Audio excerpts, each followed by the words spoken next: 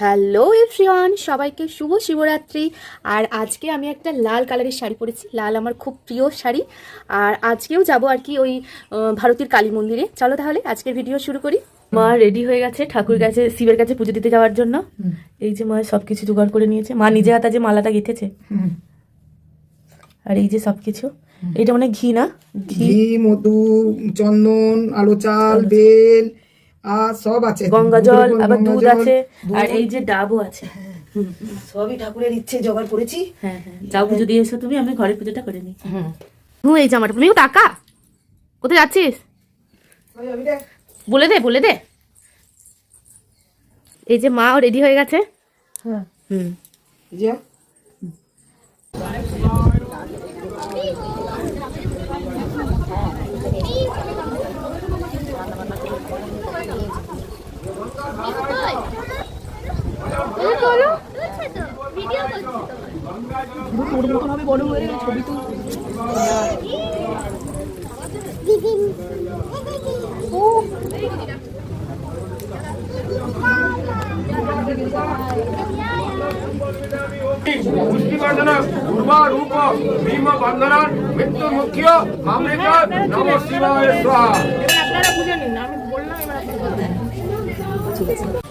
আস্তে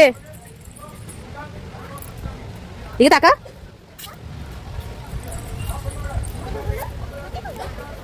মাটি খোলো না, হাত দিবে না মাটিতে। বল বকবে এটা আমি। মা কালীকে মন্দিরে 12টা নাগাদ ঠাকুরকে ভোগ দেওয়া হয়।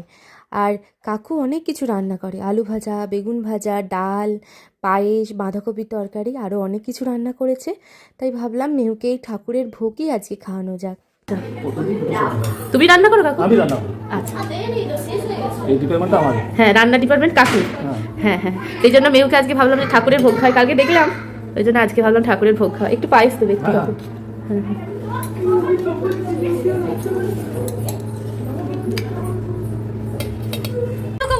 এরকম করো। এই যে দাঁড়া, আমি শিখিয়ে দিই তোমাকে, শিখিয়ে দিই। এরকম করো, এই হাতটা ধরে এই যে এইরকম করো। হ্যাঁ, এই তো করো করো। এবার এটাকে এমনি এরকম এরকম করো, এরকম। ঠিক আছে ঠিক আছে, যা করছি।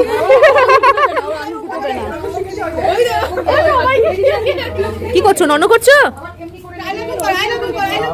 মেহুকে তো ঠাকুরের ভোগ খাইয়েছি, আর আমাদের এদিকে মা কাকিমারা সবাই মিলে আমাদের আজকে বানাচ্ছে সাবু মাখা। সাবু মাখাটা আমার অতটা প্রিয় নয়, তবে কাকিমা যা সুন্দর করে মা বা কাকিমা বানাচ্ছে, ভাবলাম খাওয়া যেতে পারে। খুব সুন্দর করে মাখাচ্ছে।